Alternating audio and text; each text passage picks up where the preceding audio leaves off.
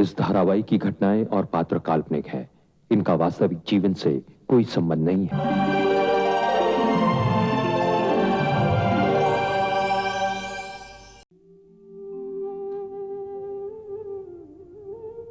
तो क्या तुम मुझ पर या मेरी दौलत पर अपना कोई अधिकार नहीं जताना चाहती?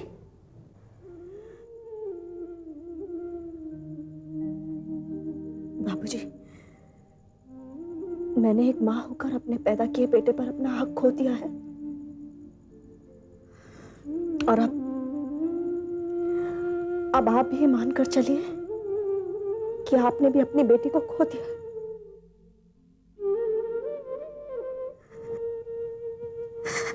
रुक जा बेटी, अपने बाप को सुधरने का एक मौका नहीं देगी?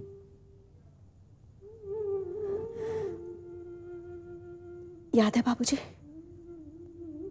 एक बार आपने मुझसे कहा था कि अगर तू इस घर की चौखट को पार करके गई तो फिर यहां वापस कभी मत आना।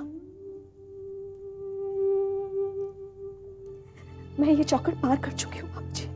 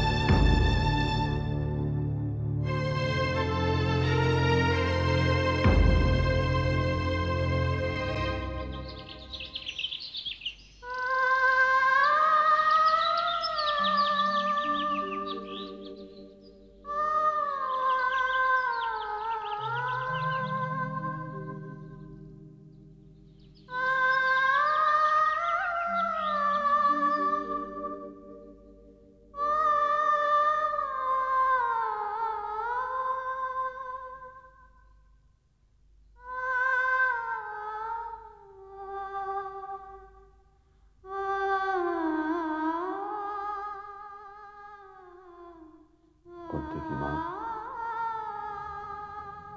आज मैं अपने बेटे के आगे हार गया हूं। जिसे मैंने कभी प्यार नहीं किया, हमेशा डांटता फटकारता रहा, आज अपनी उसी बेटी से अपेक्षा रखता हूं।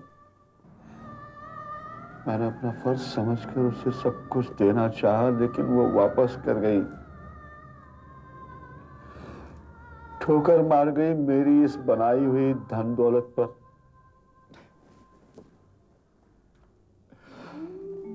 गलती उसकी नहीं है कुंती की मां,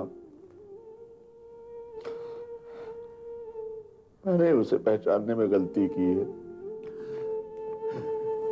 मेरी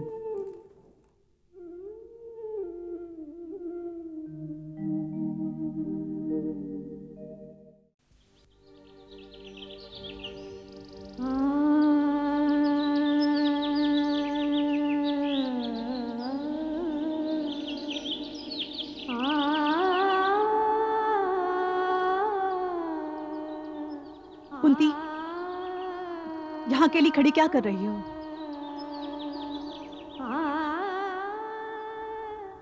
इस खुले आसमान में उड़ रहे पक्षियों को देख रही हूँ प्रभा। आज मैं भी इनकी तरह से मुक्त हो गई, आजाद हो गई। अब सर पर कोई बोझ नहीं, कोई बंधन नहीं, कोई कर्ज नहीं। इस आजादी ने तुम्हें जिंदगी की कौन सी खुशी दे दी? ये तुम महसूस नहीं कर पाओगी। इस आजादी को महसूस करके तुम जिंदगी की नई शुरुआत कर सकती हो क्या? प्रभा, मैं अपनी जिंदगी की शुरुआत कर पाऊं या ना कर पाऊं, लेकिन अब मेरे सर पर किसी का भी कोई भी बोझ नहीं है। मैंने हर चीज से छुटकारा पा लिया है, यहां तक कि अपने बाबूजी से भी। सब कुछ नष्ट कर लेने को तुम आजादी कहती हो? कुंती, वो आजादी किस काम की? जिसमें कुछ भी हासिल ना हो। प्रभा, जो कुछ भी मुझे मिलना चाहिए था वो मुझे कोई दे नहीं सकता है, और जो कुछ भी लोग मुझे दे रहे हैं वो मेरे किसी काम का नहीं है। क्योंकि तुमने खुद को अपनी मनमर्जी का मालिक बना लिया है, इसलिए तुम्हें किसी से कोई उम्मीद ही नहीं रह गई है। उम्मीद करके ही तो पछता रही हूँ प्रभा। लेकिन अब मुझे अपने सुख दुख की सही पहचान हो गई है। अब मेरी जिंदगी की सारी जिम्मेदारियां मेरे अपने हिस्से में, इसलिए शायद मेरे अंदर मुक्त होने की तमन्ना जाग रही है। इतनी आसानी से ना किसी को मुक्ति मिली है और ना मिल सकती है कुंती। कुंती,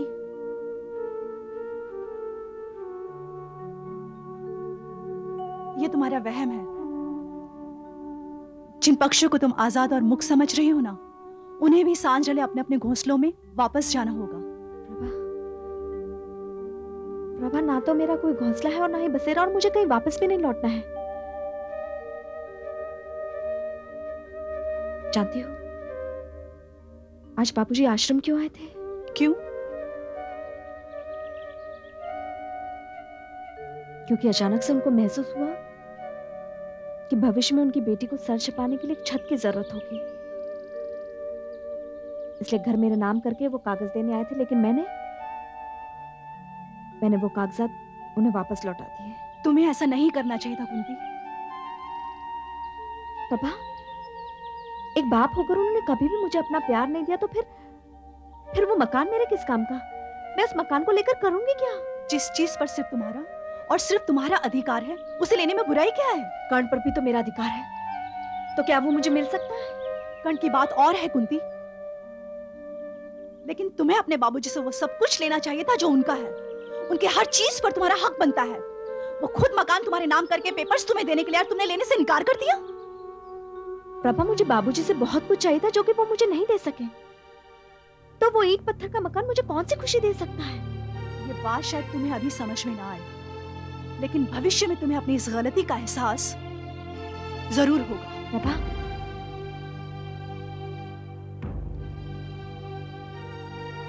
मैं तो सिर्फ इतना जानती हूँ कि अब मैं किसी की कर्जदार नहीं रही। अब मैं पूरी तरह से आजाद हो गई। कुंती जी, माफ करना, मैं आप लोगों के बीच में आ रहा हूं। दरअसल मैंने जो आप लोगों की बातें सुनी, उस आधार पर मैं एक ही बात कहूंगा कि जिंदगी में अपना दृष्टिकोण और विश्वास होना जरूरी है, बस। बाकी किसी चीज की कोई जरूरत नहीं। हिम्मत जी,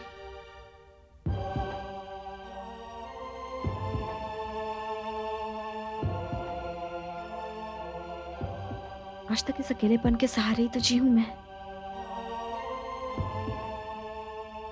वरना तो इस सारी दुनिया मुझे बेगानी लगने लगी है। अब मुझे किसी से कोई वास्ता नहीं, कोई मतलब नहीं, कोई संबंध नहीं। ये क्या बात हुई? इस तरह अकेले ना कोई जिया है और ना जी सकता है। लेकिन मैंने तो खुद को इस अकेलेपन की आग में झोंक दिया है प्रभा।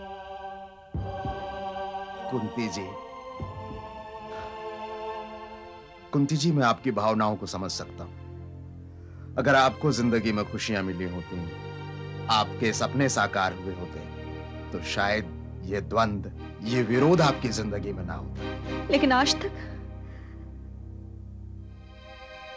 तक सिर्फ लोगों ने मेरे अंदर जहर ही तो भरा है। कुंती जी, इसी बात के लिए तो मैं आपका सम्मान करता हूं।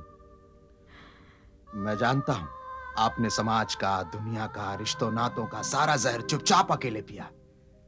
आप नीलकंठ हो गई।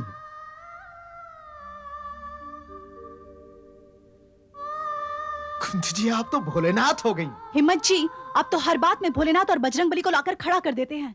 हाजी, हमने कोई गलत बात तो की नहीं। भगवान का उदाहरण इंसान को इसलिए दिया जाता है ताकि वो जिंदगी में संबल और प्रेरणा दे। और कुंती जी विलक्षण है तो है। मैं जानता हूं कि वो दुनिया के बताए रास्ते पर नहीं चल सकती। हिम्मत जी, दुनिया के बताए रास्ते लीक पर चलना ज्यादा आसान होता है। कुंती जी, मुश्किलें तो उनके सामने ही आती हैं जो दुनिया के रास्ते से हटकर अपना रास्ता खुद बनाते हैं। और ये भी जान लीजिए, इस रास्ते पर चलकर आपकी विजय अवश्य हो। अपने बनाए रास्ते पर चलने के लिए भी दूसरे का सहारा जरूरी होता है। जब कहीं से कोई सहारा नहीं मिलता तो आदमी अपना सहारा खुद बन जाता है। अरे कुंती, प्रभा, चलो, आश्रम की प्रार्थना का समय हो गया है। अगर देरी हो गई तो सरला दीदी फिर गुस्सा करेंगी। हाँ, चले कुंती। अच्छा कुंती जी, हम भी चलते हैं। सरला दीदी ने आश्रम के लिए कुछ सामान मंगाया, बाजार जाना है। अच्छा, नमस्ते।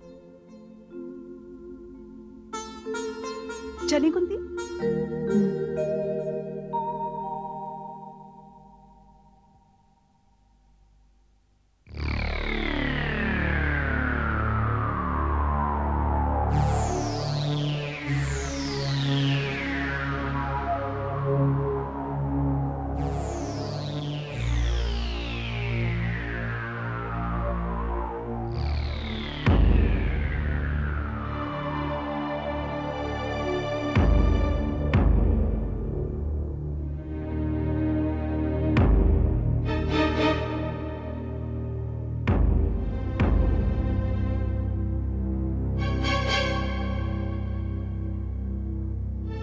अरे भाई नमस्ते। पहचाना? मैं हिम्मत, उस दिन आश्रम में मिले थे। हाँ हाँ हाँ हाँ, अरे अरे अरे, नमस्कार नमस्कार, कैसे हैं आप? मैं तो अच्छा हूँ, आप कैसे हैं? आइए आइए, बैठिए बैठिए बैठिए। अरे भाई यहाँ कैसे? बस उस दिन तो सरला जी ने कुंती से मिलने नहीं दिया था मुझे। हाँ हाँ हाँ हाँ, तो दोबारा मिलने की कोशिश कर रहे हो? अब क्या बताऊं, कुंती के साथ मुझे बहुत हमदर्दी है, इसलिए बस एक बार मिलकर उससे बात करना चाहता हूँ। सरला दीदी ने मना कर दिया, इसलिए मिलना तो जरा मुश्किल है, क्योंकि उनकी आज्ञा के बिना कोई आश्रम में आ ही नहीं सकता। आप तो उनसे मिलते रहते होंगे, कैसी हैं वो?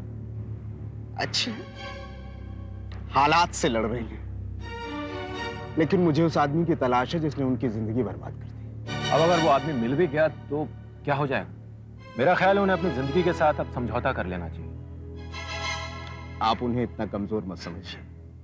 वो देवी हैं, शक्ति का साक्षात रूप। उनकी जगह अगर कोई और होता तो कब का टूट चुका होता, कब का हार चुका होता, लेकिन वो आज भी पूरे आत्मविश्वास, पूरी ईमानदारी से जी रही। अच्छा, मैंने सुना है उनके बाबूजी उनसे मिलने आए थे।